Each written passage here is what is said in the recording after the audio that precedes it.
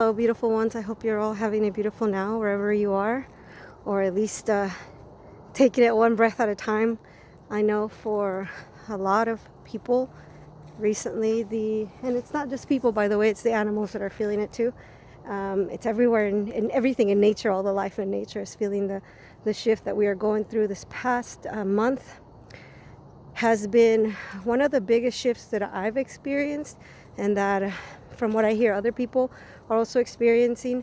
I feel like there's a lot of I was calling it purge, but it's not really purge. It's just more of us just not carrying around what we don't need to carry around. It's almost like we've moved into a new octave in reality, and whatever's no longer appropriate for us in this octave is going to be removed.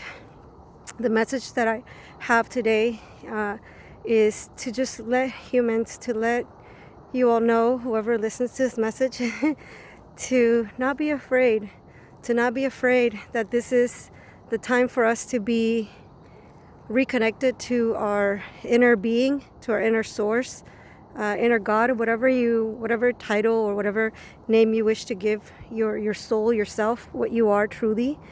It's time for us to get closer to that energy, that aspect of ourselves, because that energy is what will guide us through a lot of the changes that we are experiencing right now. And we are experiencing some massive changes, mostly internally, although it's interesting because I do notice, as I've said before too, how the external and the internal tend to kind of match one another. There seems to be a connection between the two. And so for a lot of people, there's a lot of changes internally that they're feeling, but then they're also noticing again the chaos, and it's almost like the old system is imploding in itself. And so we're seeing like the after effects of it. It's like the old system is like going out, but it's like kicking and screaming in the process. And so we're seeing a lot of the effects of that, of like a little kid where you tell him, hey, you know what, it's time for us to go. It's time for you to just, for you to clean up, and it's time for us to move on and go on to the next activity, or go on to the next room, or maybe even go to bed. And it's almost like it's freaking out. It's like, no. So that's what we're seeing. It's kicking and screaming and trying to maintain its hold. And again, this is not something that we need to penalize, so that we have to wish anything bad to happen upon the beings that are in a way acting out and doing things that are not really helping the planet, and not really working to benefit us. We can forgive them, and we can realize that they're coming from a place of fear and of wanting to control. And the desire to want to control is coming from a place of they're feeling like they're losing their power. They're feeling like the system as it was has broken down, and now it can't be maintained as it used to be. And so we're seeing a lot of those effects. We're seeing something being torn down so that something better can be rebuilt, so that a new reality is being built. And it's not going to happen overnight. It's something where in this reality, the way that we experience time is very unique, and we experience time as being one event after the other. And it's just like, for us, I feel like it's almost like mercy, because imagine if we went through all the changes of the planet, and if every human went through the shift or went through the changes all at once. Some people's body wouldn't be able to handle it. There's a lot of density and a lot of energy that still needs to be moved out of the body. And so it's happening in a loving way. It's being done in a way that benefits us all. And although we may not understand it from this perspective, and it's hard to understand from this perspective, I find that a lot of the times when we're in the middle of crisis or in the middle of a situation, it's hard for us to have like a wide scope view of the situation. We're only able to see, from where we're coming from. Let's say that we're going through an experience that's very difficult, and we have trauma that's, unresolved, or other things that we're needing to work on, belief systems, programmings, whatever it is. it may be a little bit more difficult because you have to kind of work with those energies, that have been there for a long time. They've been there forever. You just, didn't realize that they were there. And now we're blessed enough to be able to realize and to be able to work with the energies that are coming up. And the biggest thing that I've been finding is what's been coming up is my intuition has been really elevated in a lot of ways. Like I'm able to sense things before they happen, and just it's like something will happen and I'm like, I knew that was going to happen. Like I already knew it. And it's always my intuition. I mean, has been building up slowly, but as I learned to trust myself too, because I feel like we all get intuitive hits. It's just more about like, where are we going to trust the intuitive hits that we're getting? So it's more of that, is us trusting ourselves. And then the more we trust ourselves, the more that we're able to kind of get those intuitive hits and develop that intuition. But that's why I say it's very important for us to connect to our inner self, to our inner being, and to allow for that aspect of ourselves to kind of guide us. Like we've had this illusion that we're like the drivers and we're in charge of everything. And when I say we, I mean like the personality. I mean like our human self in a way. And we learn as time goes on, and I've had to learn the hard way that that's not always the case. It's not always my ego or my personality self that is in charge. There's something bigger here at play, and I can't trust it because it's always worked out for me, and it's going to work out for all of us, even if we're in the middle of it and we feel like we don't know how this is going to work out.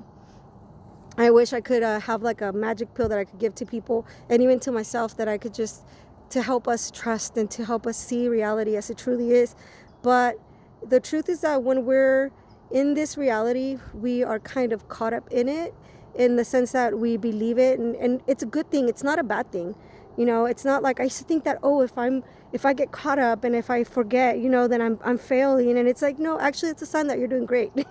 You're definitely in the dream, if you want to call it that, and you're doing exactly what you came here to do.